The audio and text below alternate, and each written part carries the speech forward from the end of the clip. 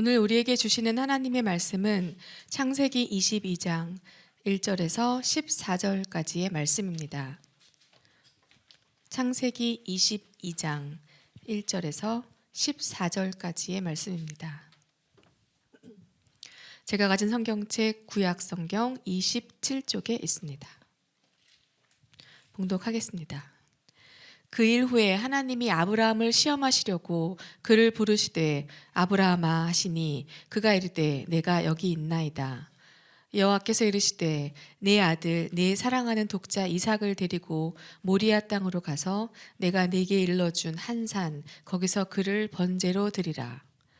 아브라함이 아침에 일찍이 일어나 나귀의 안장을 지우고 두 종과 그의 아들 이삭을 데리고 번제에 쓸 나무를 쪼개어 가지고 떠나 하나님이 자기에게 일러주신 곳으로 가더니 제3일에 아브라함이 눈을 들어 그곳을 멀리 바라본지라.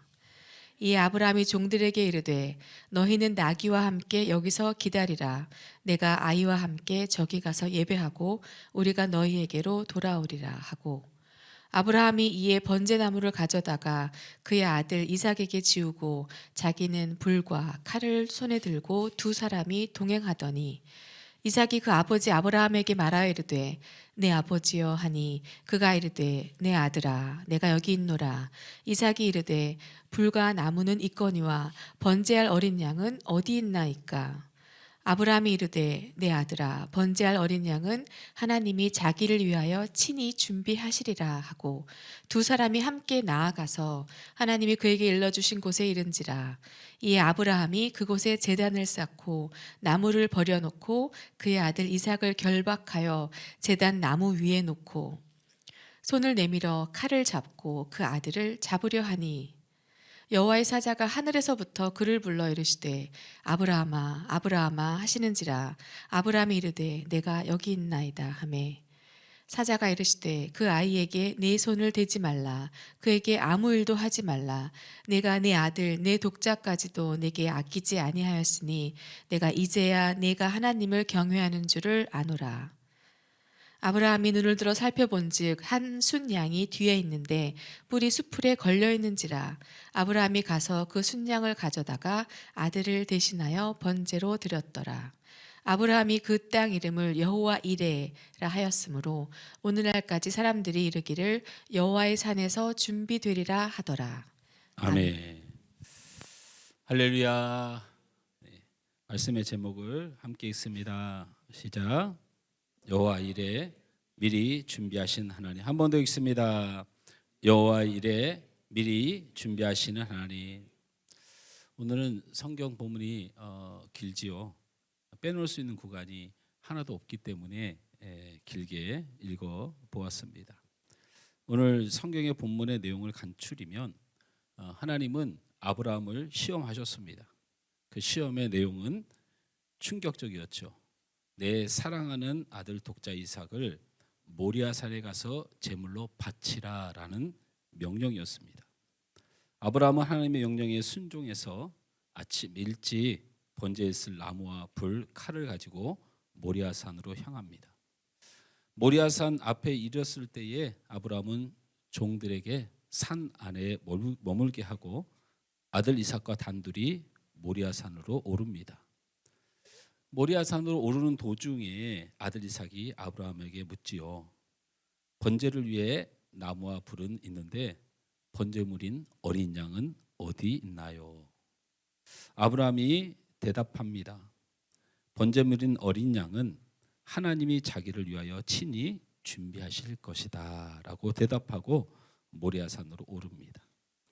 하나님이 명령하신 장소에 아브라함과 이삭은 나무를 쌓아 제단을 만들고 이윽고 아브라함은 아들 이삭을 결박한 후에 제단에 올려 칼을 들어 아들을 제물로 잡으려 합니다. 그때 하나님의 사자의 음성이 급하게 들립니다. 아브라함아 아브라함아. 아브라함이 대답하지요. 내가 여기 있나이다.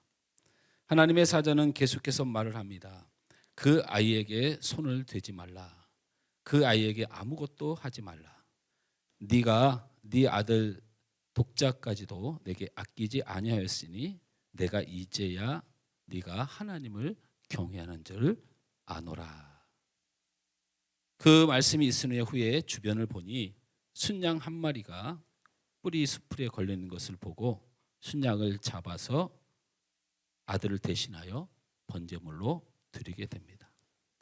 이 사건 후에 아브라함은 그 일이 있었던 땅의 이름을 여호와 이레라 명하고 그 후세대들은 그것을 지날 때마다 이 땅은 여호와의 산에서 준비된 땅이다라고 부르기 시작했다는 것입니다. 이것이 우리가 어렸을 때부터 많이 듣던 아브라함과 이삭의 모리아 제단의 사건이고 또 우리 성도들 가운데 이 일을 처음 접하는 분들도 있을 것 같습니다. 오늘 아브라함의 이야기를 보면 우리가 설교를 듣거나 이야기할 수 있는 신앙의 단어들이 있습니다. 가장 많이 등장하는 것이 아브라함의 순종에 관하여 이야기할 때 이 본문이 등장을 합니다. 하나님의 명령을 순종한 아브라함 또는 순종까지는 아니어도 하나님 앞에 시험을 당한 아브라함. 왜냐하면 오늘 말씀의 시작이 하나님이 아브라함을 시험하였다라고 기록되어 있기 때문에 그렇습니다. 또 한편의 설교에서 보면 이삭이 이미 장성한 나이였기 때문에 이삭의 순종도 함께 이야기하며 또 이삭의 희생도 함께 이야기하는 성경이기도 합니다. 그러나 우리가 보아야 될 오늘 말씀의 핵심 키워드, 가장 놓치지 말아야 될 중요한 일은 아브라함이 어떻게 했는가가 중요한 것이 아니고 하나님이 어떻게 하셨는가가 더 중요한 것이 오늘 말씀의 핵심입니다. 할렐루야. 할 수 있으면 편한 것은 사람이 어떻게 했는가를 따라가는 게 쉬운 건 맞는데요. 좀 어려워 보여도 바른 것은 하나님이 우리에게 어떻게 하셨는가를 보는 것이 성경의 핵심입니다. 왜냐하면 성경은 하나님을 열어 보여주시는 것이기 때문에 그렇습니다. 오늘 성경을 읽다 보면 좀 전에도 얘기했듯이 불편한 긴장감이 말씀 가운데 있습니다. 특히 우리 교회 나온 지 얼마 안 되신 분들은 이 성경이 이해가 될 리가 없고 자식을 잡아서 제물로 드리라니 무슨 이단 종교 같기도 하고 그런 말씀이 불편하게 진행되죠. 일단은 첫째는 하나님이 아브라함에게 내린 명령이 너무나도 가혹하다는 것입니다. 내 아들 내 사랑하는 독자 이삭을 번제로 바치라라는 것입니다. 번제는 제물을 불로 태워서 연기로 드려지는 제사입니다. 더군다나 이 독자 이삭이 뭐 100세에 낳은 아들이다 이렇게 구차한 설명보다는 이 이삭이라는 이름 자체의 이름이 웃음, 기쁨이라는 뜻을 가지고 있습니다. 그러니까 이삭이 태어나자마자 너무 기뻐서 진 이름이고 그리고 자라날수록 항상 볼 때마다 웃음을 떠나보낼 수 없는 그런 귀한 아들이다라는 뜻이죠. 아브라함의 기쁨이고 미래이고 모든 것인 아들을 번제로 드리는 것은 매우 가혹한 것이고 상식적으로 우리가 받아들이기는 참 어려운 이야기들입니다. 실제로 이런 일이 있을까에 대한 또 우리에게 그렇게 명령하시면 우리에게 그런 말씀을 하실까에 대한 이 복잡한 긴장감이 도는 거죠. 하나님이 자식을 잡아드리라고 하는 사람이 누가 있을까? 하나님이 있을까? 그런 하나님 우리가 믿어야 될까? 하여튼 여러 가지 복잡한 심정이 내 안에 막 맴돌기 시작하는 거죠. 근데 이런 복잡한 그 마음에 하나님이 어떻게 자식을 바치라고 할까? 하나님이 이런 명령을 하는 것이 그냥 성경이니까 옛날 얘기니까 라는 생각이 사실 있거든요. 우리에게 자식을 바치라고 하지는 않을 것이다 라는 생각이 우리 안에 있으니까 이게 복잡하게 충돌되는 거예요. 그런데 하나님은 그렇게 명령하셔요. 우리가 거기에 어떻게 반응해야 되는지를 모르고 있을 뿐이에요. 저는 하나님께서 제 인생을 하나님께 바치라고 명령하셨어요. 자식 귀하죠. 어떻게 보면 나를 내어주고도 자식이 잘 됐으면 좋겠다는 마음이 있죠. 왜 없겠습니까? 그런데 현실에 닥쳐오면 내가 가장 귀해요. 내가 가장 귀하다고요. 나이가 들어서 자식들과 불화를 겪으면 꼴보기 싫대요. 또 손주 사랑은 한도 끝도 없을 것 같죠? 손주가 그냥 사기치고 마약하고 난리치면요, 내 자식이 그 손주 때문에 속이 썩어나가 암이 걸리고 막 이러면 그냥 가만두고 싶지가 않대요. 그 사람의 마음이 영원한 건 아니에요. 하나님께서 자식 이삭을 아브라함에게 바치라는 명령이 비현실적으로 보일지 모르지만 우리는 그냥 우리 스스로를 숨기고 있는 것이지, 우리 현실이 하나님이 우리에게 중요한 바침을 늘 이야기해요. 자식이 아니고라서도 이런 불편한 긴장감이 우리 안에 늘 있습니다. 있어요. 예배 하나만을 두고도 그렇지 않습니까? 예배 하나만을 두고도. 또 우리가 두 번째 우리에게 이 말씀을 보면서 조금 불편한 건 번제물에 드릴 이삭이 갓난아이가 아니라는 거예요. 번제단에 쌓을 나무를 누가 짊어지고 올라갔죠? 산을. 번제단에 높이 쌓을 그 나무를 짊어지고 올라갈 정도면 아버지는 싸워서 충분히 이길 수 있는 청년이 되었다는 것으로 봐도 돼요. 어린아이가 아니었다는 거죠. 아브라함은 건장한 아들 이삭이, 나이가 아브라함이 몇 살입니까 도대체 이때가 몇 살일까요? 100세에 나왔으니까 그 아이가 뭐 우리 기준으로 보면 한 14세 15세 정도 되면 그래도 등치가 좀 큰 편인데, 그러면 이 아브라함이 몇 살인가요? 자기 뜻대로 안 될 것 같은 생각을 가지고 올라갔어요.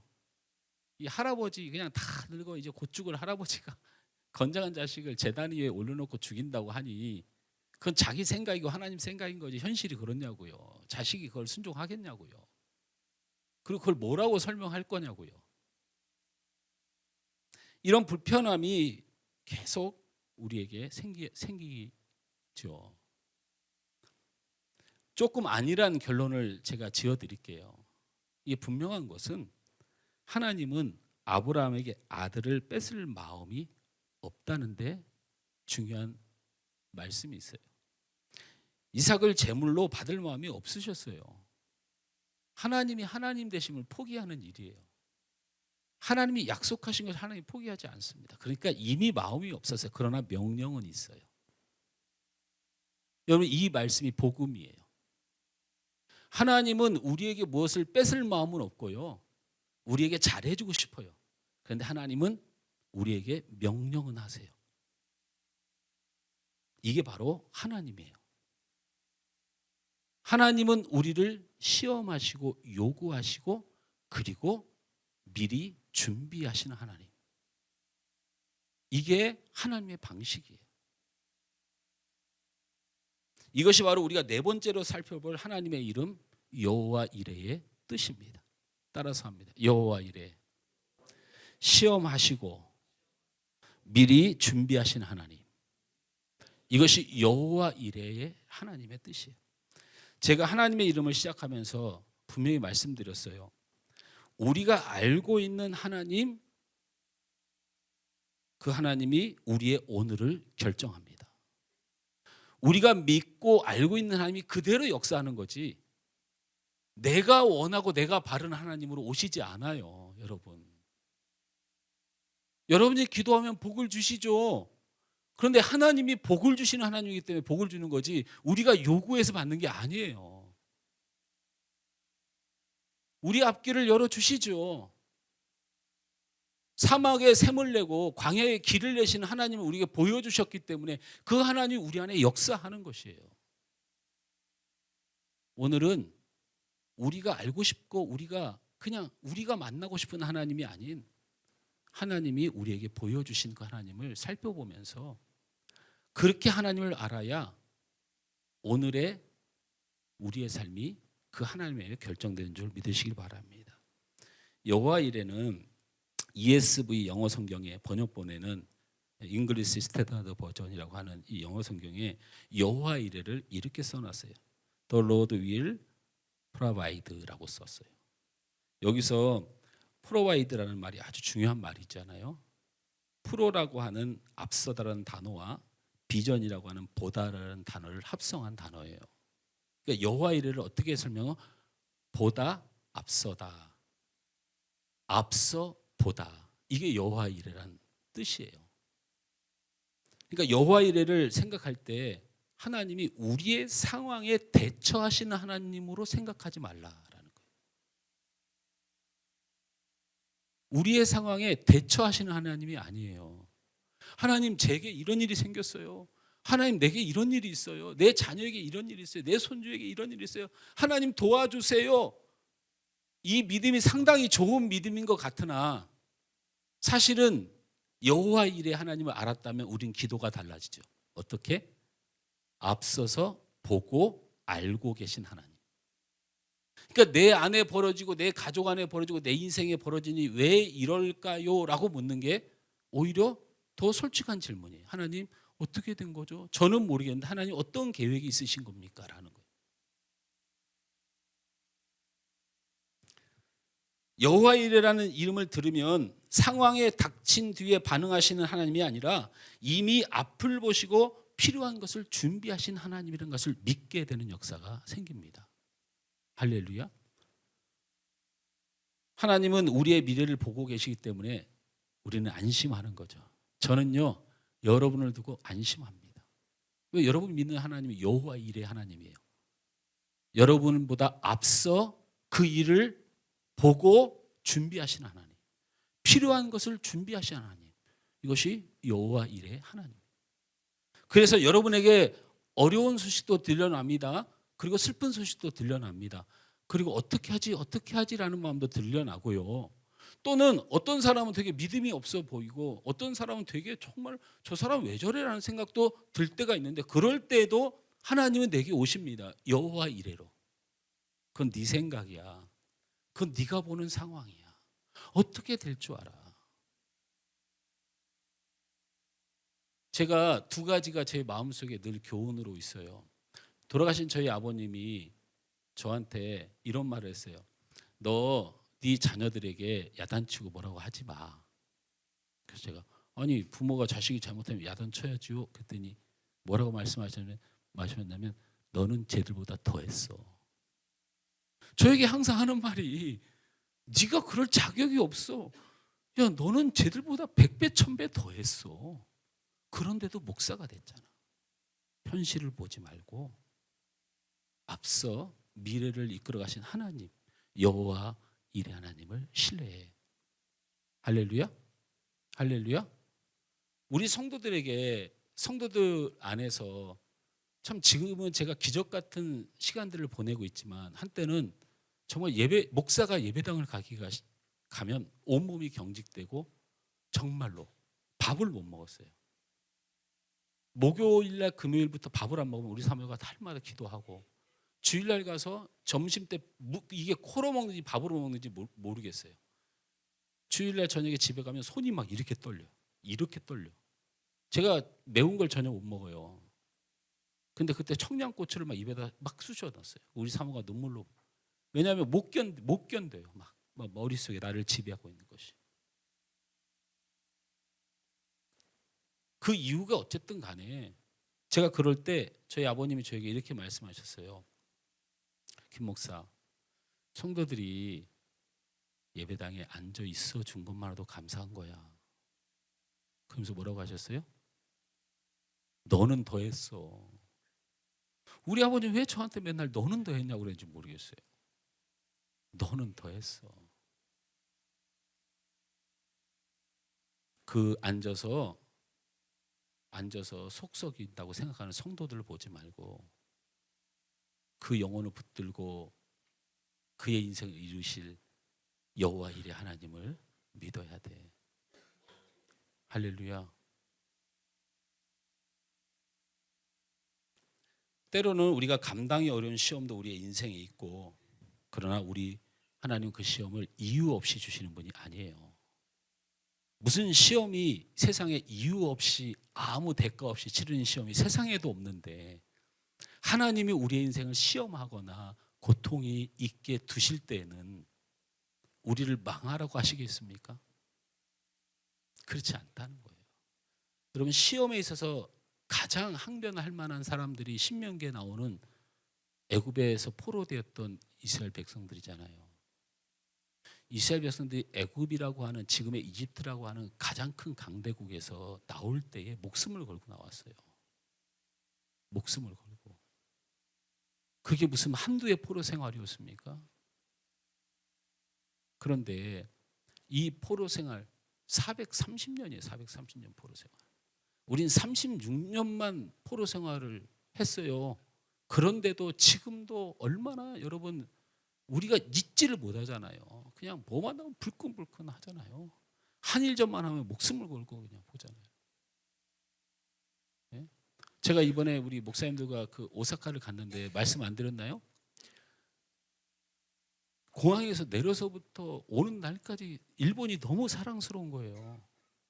그래서 제가 여기 그 재팬이라고 딱 쓰고 이렇게 여기 그 일장기 딱 꽂혀 있고 이 모자를 사고 싶어 가지고 거기 티셔츠랑 이렇게 구경하고 있으니까 뒤에서 목사님들이 너 사람이냐?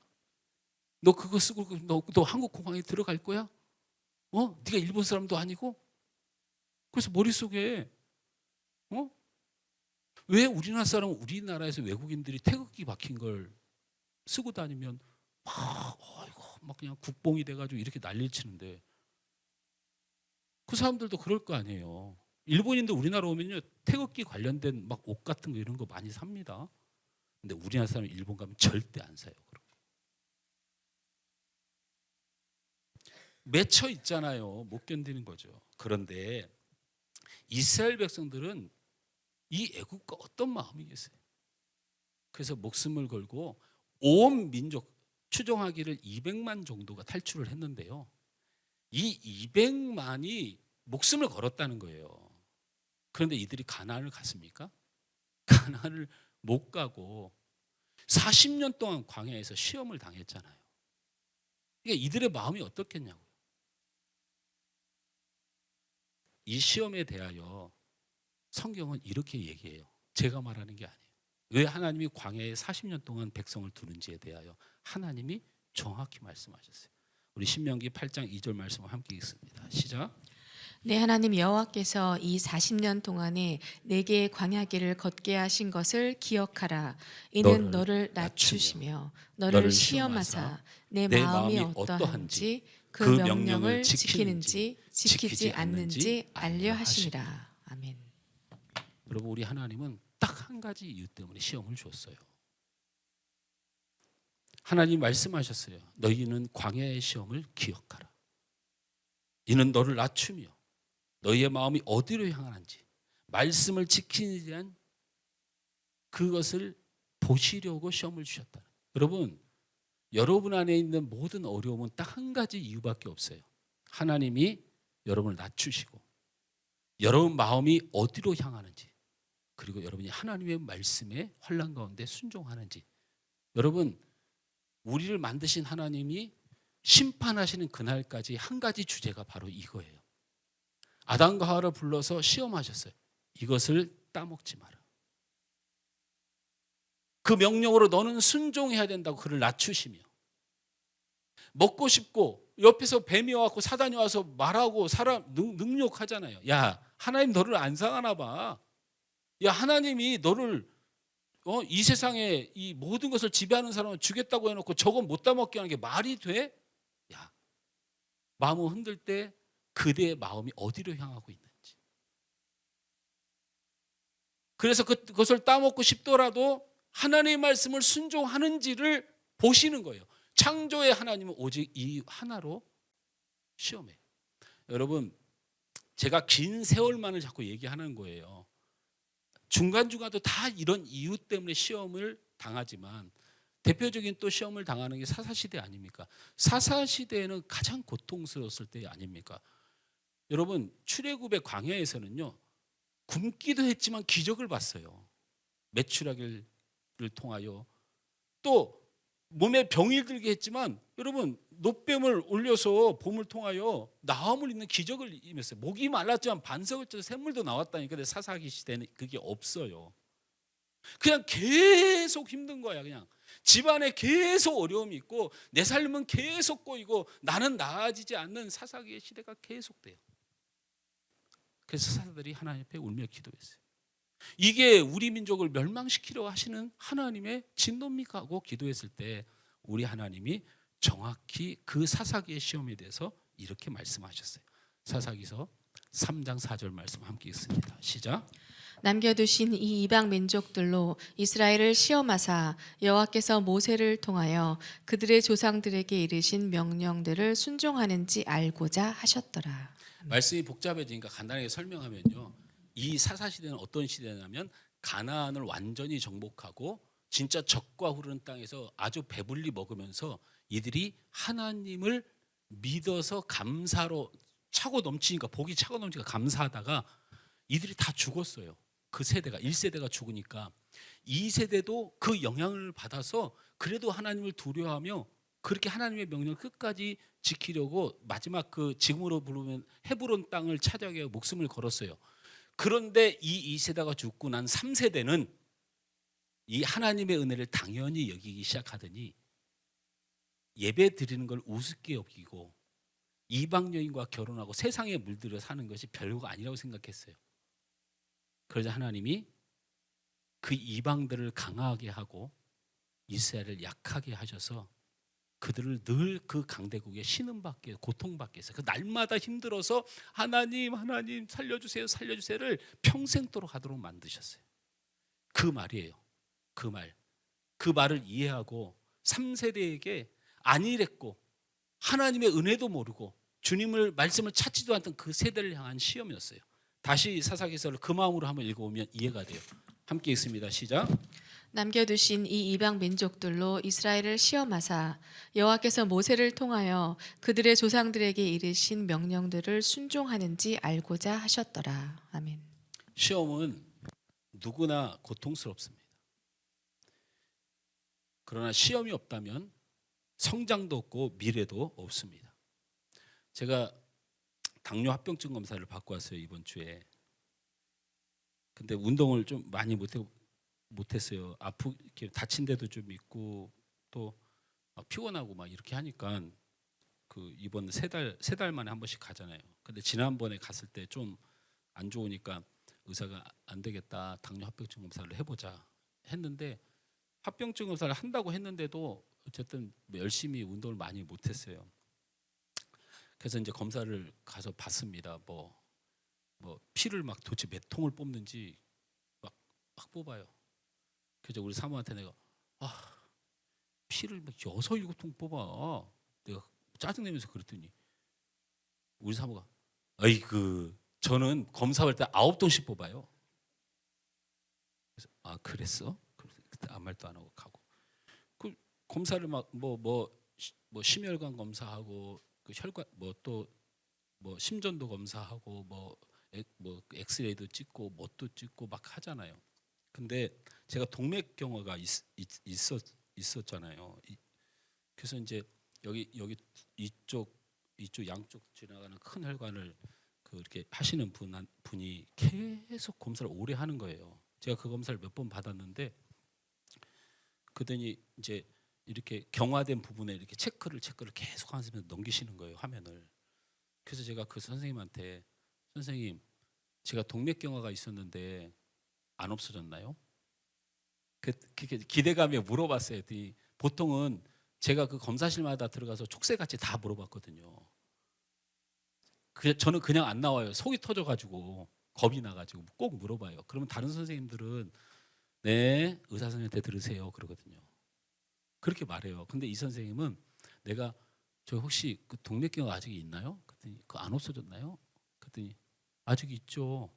없어지면 안 되죠. 그러는 거예요. 그래서 내가 왜 없어지면 안 돼요? 선생님 동맥경화는요 발견되면 그거에 보여야 돼요. 그게 없다는 얘기는 혈관의 그 벽에 이 지방인지 돌덩이처럼 이렇게 굳어지는 건데 그게 한번 생기면 그게 계속 보여야 된대요. 보여야 살아요, 선생님. 이게 안 보이는 건 두 가지 이유예요. 계속 쌓이다가 무거워져서 떨어져 나가면 사람이 죽는 거예요. 동맥과의 사망은 막혀서 터진다 이런 생각을 하는데 그게 아니고 벽에 붙은 이 딱딱하고 이 지방이 됐든 뭐가 됐든 그게 전에 봤던 만큼 그대로 있어야 이 사람이 산다 이렇게 판정하는 거예요. 이게 어느 날 없어지면 바로 선생님은 들어가서 머리부터 MRI 다 찍고 그거 찾아내야 돼요. 떨어진 조각이 이 뇌나 어디로 갔는지 그게 혈관을 막을 수도 있어요. 혈전하고 달라요. 그러면서 저한테 하는 말이 감사하세요. 아직 그대로 있어요.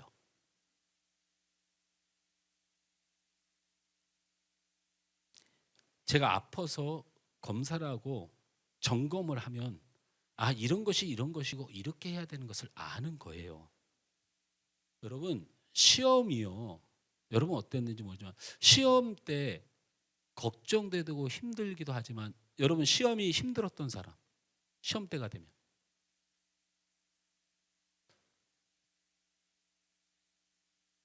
현우 집사님 힘들었었어요? 현우 집사님 공부를 못했어요. 공부를 못하는 사람은 시험 때 힘듭니다. 근데 공부를 잘하는 사람들은 시험이 신나잖아요. 왜? 아는 게 계속 나오니까. 끝나고 오면 상 받으니까. 그리고 그 시험을 통해서 내가 내 수준을 알고 저 아이하고 수준을 알잖아요. 저는 어떻게 했어요? 날마다 신이 났어요. 근데 사실 제 신은 좀 다른 신이긴 해요. 일찍 끝나고 집에 가니까. 노는 시간이 좀 많아지니까. 우리 애견 쌤 저기 밝게 웃잖아요. 나하고 동일한 심정이었을 거예요. 네. 일찍 끝나고 집에 가잖아요.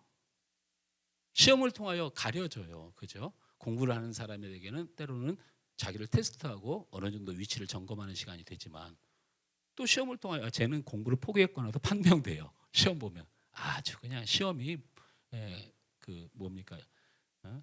시험 기간이 그들의 노는 거에 모든 그 즐거움이 있는 사람도 있잖아요. 이와 같이 하나님은 이 시험을 통하여 우리를 확인시켜요. 우리의 믿음의 현주소를 확인시킨다고요. 그리고 이 시험을 통하여 우리를 더 단단하게 해요. 단단하게. 우리 정현 집사님이 10수년 만에 오신 것 같아요. 우리 박수로 환영합니다. 어머니 아버지가 그 동시에 정말 힘드셨잖아요. 저희 그 이모이기도 하지만 정말 걱정을 많이 했고 아마 거기서 오랫동안 영상 예배를 드리면서 별 생각이 다 들었을 거예요. 많은 시험이죠. 고통이기도 하고 그러나 그걸 통하여 우리 하나님이 우리 믿음의 현주소, 신앙의 현주소를 더 확인시키는 일이기도 하거든요. 그 C.S. 루이스라가는 우리 한국교회 모든 목사뿐만 전 세계에서 우리가 뭐 유명한 사람 많이 얘기하지만 사실 C.S. 루이스 목사님의 설교를 가장 좋아해요. 굉장히 좋아하고 교단을 떠나서 이분을 굉장히 존경하죠. 이분이 말씀을 전하러 다닐 때 어떤 사람이 이분에게 이런 질문을 했어요. 목사님, 하나님이 살아 계시다면 왜 세상에 이렇게 많은 고통들이 있을까요? 라고 질문했어요. 그러자 C.S. 루이스 목사님이 이렇게 답했어요. 사람이란 존재는 이미 충분히 교만하다. 그런데 고통마저 없으면 우리는 얼마나 교만하겠는가. 고통은 하나님이 우리를 사랑하지 않아서 주시는 것이 아니고 우리를 빚어 우리를 온전케 하기 위한 하나님의 방식인 줄 믿으시기 바랍니다.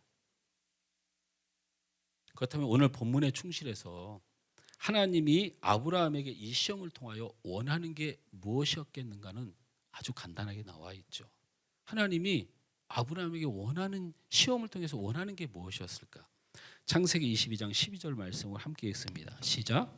사자가 이르시되 그 아이에게 내 손을 대지 말라. 그에게 아무 일도 하지 말라. 내가 내 아들 내 독자까지도 내게 아끼지 아니하였으니 내가 이제야 내가 하나님을 경외하는 줄을 아노라. 이게 형식적으로 읽어지면 안 되죠. 하나님이 물은 거예요. 네가 아들보다 나를 사랑하느냐? 이 물음을 하신 거예요. 이게 하나님이 우리를 시험하는 본질이에요. 이것은 사랑의 우선순위에 관한 이야기예요.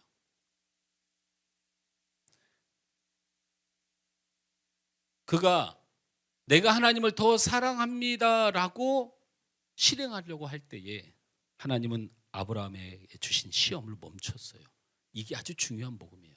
여러분, 하나님을 더 사랑하면, 하나님을 더 사랑하라고 강요받았다면, 아브라함처럼 하나님을 더 사랑하라고 명령받았다면 그것을 실행하면 하나님의 시험은 멈춥니다. 아브라함아, 아브라함아, 이제야 내 마음을 알았으니 멈추어라. 네가 가장 소중한 것이 나인 줄을 내가 확인했노라. 바로 하나님이 아브라함에게 원하셨던 시험의 가장 중요한 이유는 아브라함의 하나님을 향한 사랑을 확인받고 싶어서예요. 우리 하나님, 우리의 시험 중에, 고통 중에 한 가지를 여러분에게 물어보는 거죠. 너는 나를 이것보다 사랑하느냐라고 물어요. 우리 힘들겠지만 각자 한번 대답해 보시기 바랍니다. 저를 뚫어지게 쳐다보세요. 저를. 가족보다 하나님을 더 사랑하십니까?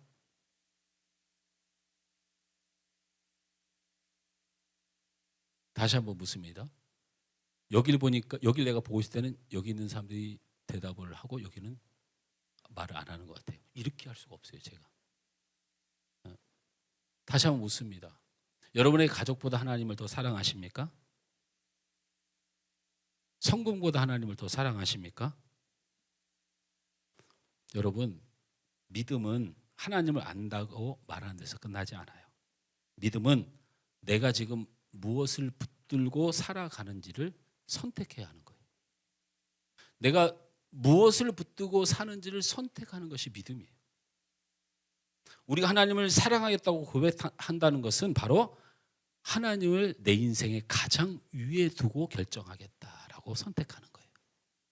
하나님을 사랑하는 게 무엇인가요? 묻는다면 바로 내 인생에 하나님을 가장 위에 놓고 생각하겠다. 내게 어떤 일이 있고 성공이 있고 실패가 있고 어떤 일이 있고 내가 높아짐이 있고 낮아짐이 있고 내 가족 안에 이런 일이 있고 저런 일이 있을 때 모든 기준을 하나님을 가장 위에 두고 생각해 보겠다. 가족을 사랑하지 말란 말이 아니고 가족을 사랑하되 내가 하나님을 얼마나 의지하고 있는가를 보이라는 거죠. 하나님이 우리를 시험을 하시면서 하나님의 마음이 절대 가볍지 않습니다. 그러나 하나님은 절대로 충동적으로 시험하지 않습니다. 하나님은 기분대로 시험하지 않아요. 하나님의 시험에는 분명한 이유가 있고 하나님은 우리에게 분명한 답을 가지고 출제합니다. 우리는 아브라함이 모리아산으로 오른 것 같이 각자의 모리아산을 오르고 있습니다. 인생의 성공과 가정의 사랑 사이에서 하나님 우리에게 조용히 묻습니다. 네가 나를 사랑하느냐? 이 질문은 결코 우리를 꾸짖는 것도 아니고 우리를 사랑해서 부르는 음성입니다. 우리는 이 음성이 들려질 때 모든 것을 멈추고 생각해 봐야 합니다. 내가 붙잡아야 될 것과 내려놓을 것, 믿음과 두려움의 경계선에서 멈춰서 하나님의 그 부르시는 음성을 내가 의지할 때 우리의 길이 열리게 될 줄 믿습니다. 시험하시고 미리 준비하시는 하나님 여호와 이레 이 하나님을 믿는다면 우리는 반드시 믿음으로 반응해야 됩니다. 다시 한번 그 줄거리를 얘기해 봅니다. 모리아산을 오르는 중 아들 이삭이 아버지 아브라함에게 묻습니다. 아버지, 불과 나무는 있는데 번제할 어린 양은 어디 있나요? 아브라함이 이렇게 말합니다. 아들아, 번제할 어린 양은 하나님이 자기를 위해 친히 준비하실 것이다. 아브라함이 이런 고백은 아들을 위한 위로로 느껴질 수 있습니다. 이 고백이 아들이 불과 나무와 칼은 있는데 번제단 올릴 재물이 없네요 라고 묻자 아브라함이 하나님이 알아서 준비하시겠지 이렇게 답했다는 거예요. 이 대답은 아들을 위한 위로도 아니고 고통스러운 그 질문에 대한 회피도 아닙니다. 아브라함은 이미 하나님이 방법이 있다는 것을 믿었다는 거예요. 하나님이 뜻이 있을 거라고 믿었어요. 하나님은 어떤 상황에도 일하고 있을 것을 확신했다는 것입니다. 제가 말하는 게 아니에요. 히브리서 11장에 이런 말씀이 기록되어 있어요. 한번 같이 읽을까요? 시작. 아브라함은 시험을 받을 때 믿음으로 이삭을 드렸으니 그는 약속들을 받은 자로 돼 그 외아들을 드렸느니라. 그가 하나님이 능히 이삭을 죽은 자 가운데서 다시 살리실 줄로 생각한지라. 비유컨대 그를 죽은 자 가운데서 도로 받은 것이니라. 네, 아멘. 저를 보십시오. 성경을 쓴 성경의 기자가 아브라함과 이삭의 사건을 보고 확신한 게 뭐냐면, 아브라함이 하나님이 알아서 하실 거야 아들아 걱정하지 마, 이 말이 진심이었다는 거예요. 진심이었다는 거예요. 하나님이 내게 약속한 약속이 있다고 믿었고, 그 아들을 내가 죽일 수는 있어도 하나님은 살린다고 믿었다는 거예요. 여러분, 여러분의 인생은 여러분이 망칠 수도 있고요, 여러분은 아주 못된 사람일 수도 있고요, 여러분은 신앙이 엉망인 사람일 수 있는 선택이 여러분에게 있어요. 그러나 저는 믿는 것은 하나님이 죽은 여러분을 살리셔요. 저는 그걸 믿는 거예요. 바로 아브라함은 그 믿음을 가졌다고 말하고 있어요. 이 말씀을 그러면 어떻게 히브리 기자가 구약을 살펴보면서 구약에 나타난 하나님에 관하여, 그리스도의 예표에 관하여 신약에 가져와서 그 구약을 해석한 성경이 히브리서잖아요. 그러면 이 학자들이 왜 도대체 무슨 근거로 그렇게 말했을까를 가지고 있는 중요한 단서, 한 6가지 단서가 있는데 시간이 없으니까 한 가지만 얘기하면요, 아브라함이 모리아산에 갈 때의 사건이었어요. 우리 창세기 22장 5절 말씀을 함께 읽습니다. 시작. 이에 아브라함이 종들에게 이르되 너희는 나귀와 함께 여기서 기다리라. 내가 아이와 함께 저기 가서 예배하고 우리가 너희에게로 돌아오리라. 너희에게 반드시 돌아오리라. 여러분, 죽이러 가요 아들을. 그거 제단으로 바치라는 거예요. 그럼 둘이 올라가면 혼자 내려올 게 자명한 거잖아요. 그런데 갈 때 뭐라 그래요? 종들에게 나 이삭과 함께 가서 예배하고 이삭과 함께 내려올 것이니 걱정하지 말고 여기 기다려. 여러분, 종들이 바본가요? 뭔지는 모르지만 이상하잖아요. 14살 정도 15살 추정되는 이삭도 이상하다고 생각하다 묻잖아요. 어린 양은 어디 있나요? 그러면 성인이 돼서 평생 그 제단을 꾸며왔던 종들은 그걸 모르겠냐고요. 이게 무슨 일이지? 무슨 짓을 하려고 하는 거지? 하지 않았겠냐고요. 그런데 말씀했어요. 걱정하지 마라. 우리는 올라갔다가 우리는 그대로 내려올 것이니라.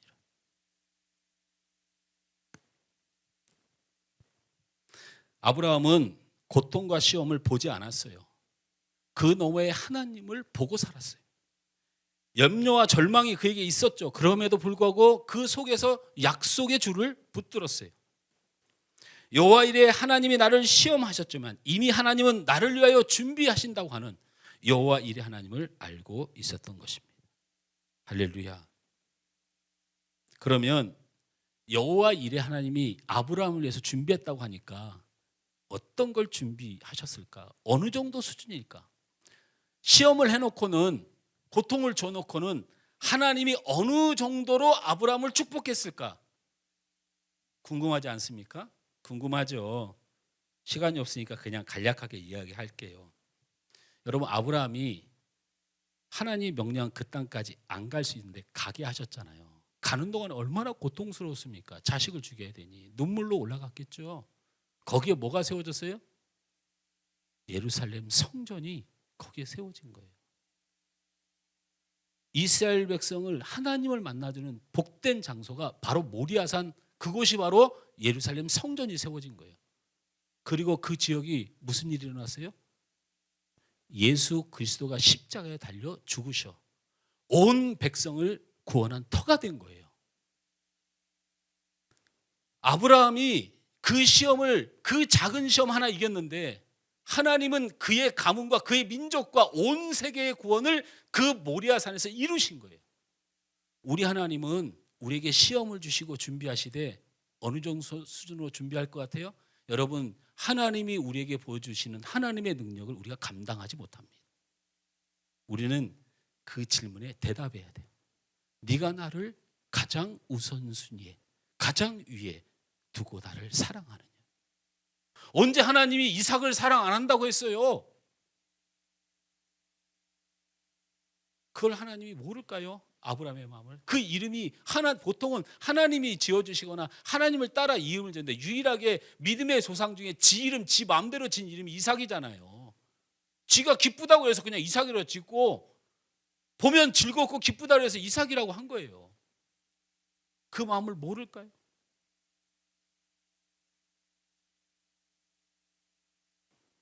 여러분 안에 여호와 이레 하나님을 믿는 믿음이 충만하시길 저는 축원합니다.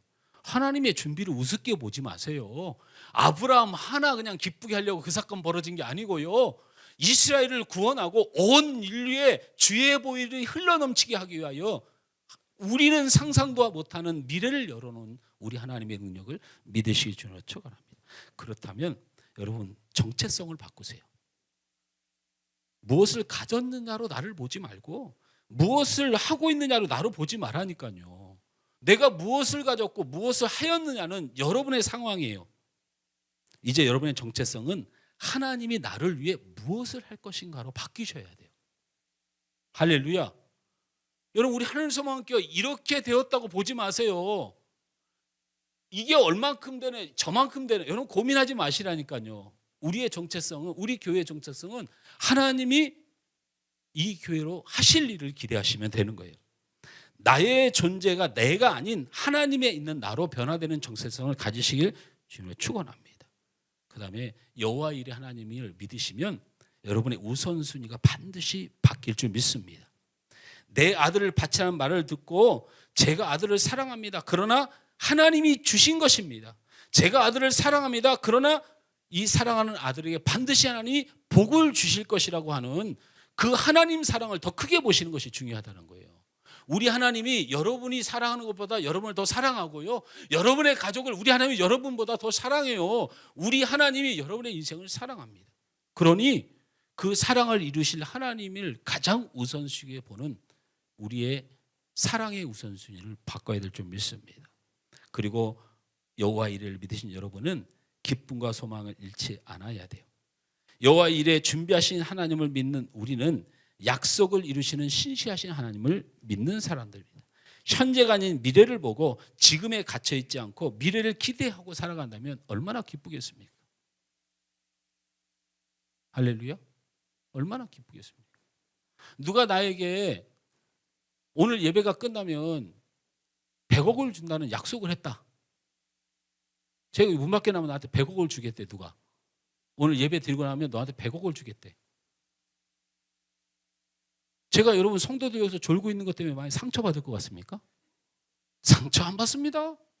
제가 왜 상처받습니까? 이 예배만 끝나면 100억 받는데 졸든지 말든지. 오늘 점심에 맛있는 음식이 있다고만 해도요 예배 시간이 안 힘듭니다. 아 이거 뭐 가질 거미가 어차피 흘러가는 시간 뭐 하고 뭐 때우고 올라가서 밥 맛있게 먹으면 되는 거지 뭐. 여러분 데이트하고 연애를 해보시면 사랑하는 존재를 만나게 되면요 뭐가 아쉽습니까?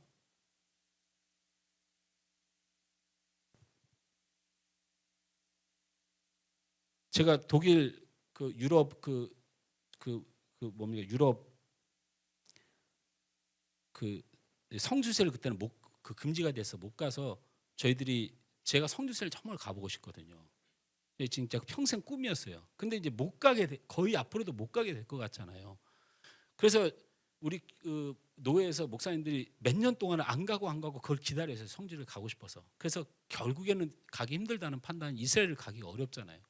그 판단을 서니까 유럽으로 서내렸어요. 거기서 종교 개혁자들이 순교하고 그곳에서 복음을 위하여 희생했던 많은 선교지를 돌아보면서 각국을 놀러 다닌 거 아니거든요. 근데 그 코스가 굉장히 힘들다는 소문이 있어요. 굉장히 힘들다. 맨 걸어 다녀야 돼요. 한번 내려오면 맨 걸어 다니고 너무 피곤하대요. 뭐 그렇지 뭐 여기서 저도 비행기를 많이 안 타봤는데 뭐 열몇 시간 비행기 타가 매일 몇 시간 저 갈 때 죽는 줄 알았어요. 저 진짜. 제가 이런 말 하면 안 되지만 비행기에서 뛰어내리고 싶었다니까요. 좌석을 한가운데 앉았는데 양옆에 사람이 계속 자는 거예요. 화장실 가야 되는데 깨우기가 미안한 거예요. 여러분 장거리 갈 때는 절대로 가운데 앉으면 안 돼요. 뭐 창가 좋아한다고 창가요? 5초 보고 그다음부터 안 봐요. 무조건 복도 쪽을 무조건 돈 들여 사야 돼요. 그래야 화장실도 가고 엉덩이 아프면 일어나서 돌아다니기도 하고 그래요. 얼마나 부러운지 몰라요. 근데 그런 고통이 있는 줄 아는데 하나도 안 힘들었어요. 왜 안 힘들었을까요? 진짜 힘들어요. 가면 여행도 힘들고 다 힘든데 제가 왜 안 힘들었겠냐고요. 우리가 무슨 공항에서 내렸죠? 예?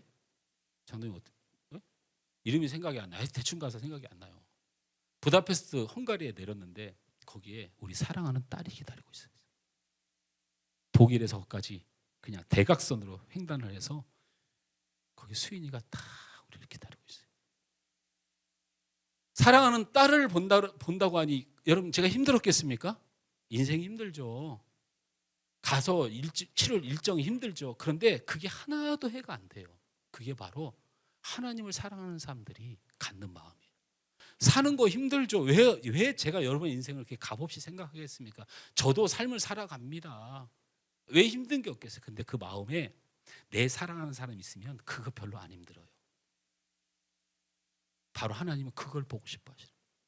그걸 보고 싶어서.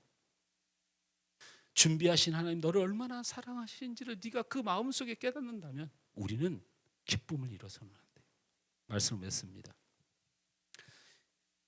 한 교회에서 실제 일어났던 김집산이라는 분의 이야기예요. 이건 실제 사건을 제가 그 말씀을 통하여 보고 말씀을 드리는 거예요. 이 김집사님은 대기업의 중간관리로 일하면서 승진을 앞두고 있었어요.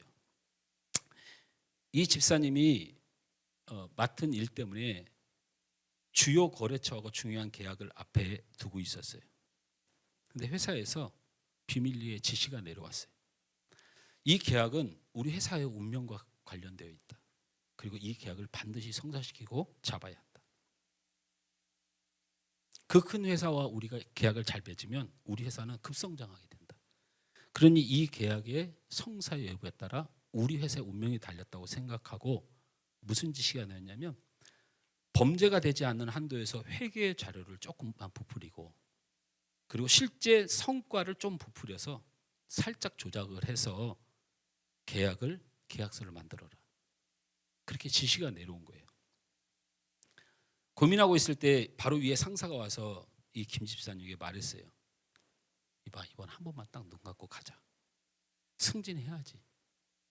이번에 계약 성사 못 시키면 회사도 끝장이죠. 너도 끝장이야. 이 집사님은 고민하기 시작했습니다. 아직 대학을 다니는 두 자녀 등록금이 빠듯합니다. 노부모님을 모시고 다니는데 병원비가 감당하기가 어려울 형편에 있어요. 그리고 집도 아직 대출금이 한참 남아 있어서 현실이 너무 고통스럽습니다. 어느 날 목사님의 말씀을 듣는데 목사님이 여호와 이레 하나님을 믿는 것이 우리가 가장 잘 되는 길이라고 말씀하시는 거예요. 김 집사님은 우리를 위해 준비하신 하나님을 만나게 된 거죠. 그리고 그렇게 기도했다고 합니다. 하나님, 저는 하나님의 길로 가고 하나님은 제 길을 예비해 주세요. 하고 기도하고 회사로 돌아가서 나는 조작할 수 없고 위조할 수 없습니다. 그러니 그걸 원하시면 다른 사람을 써주십시오. 라고 말을 했습니다. 그 결과는 너무 참혹했습니다. 큰 회사의 거래는 무산되고 다른 사람으로 대체되었고 승진에서 물론 탈락했고 퇴사를 압박하는 한직으로 발령까지 났습니다. 이 고통 속에 이 고통이 회사에만 있었던 것이 아니고 온 가족이 비난하기 시작합니다. 유난을 떨면서 살아 그렇게. 우리도 다 교회 다녀. 그게 무슨 엄청난 조작이라고. 그냥 계약을 잘 맺기 위해서 조금 양보하는 것뿐인데 이게 믿음과 신앙과 무슨 상관이 있어. 부모를 비롯하여 아내 그리고 자녀들까지 자기에게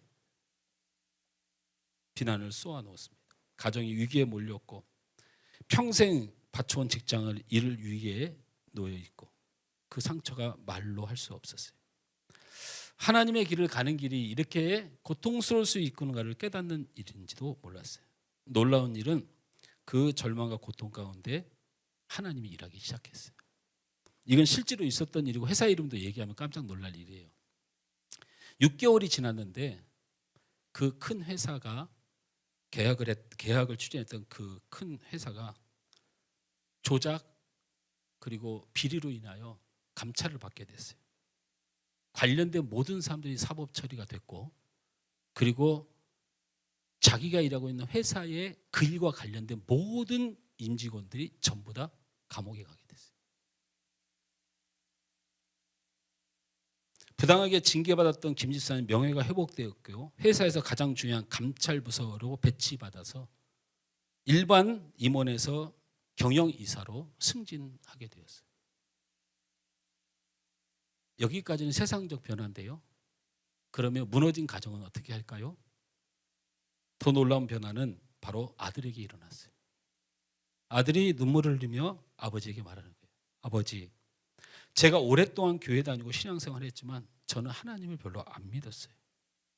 그래서 저는 진짜 신앙생활을 해본 적도 없고 제 주변의 성도들도 하나님을 믿는다고 하지만 진짜 신앙인 같진 않아요.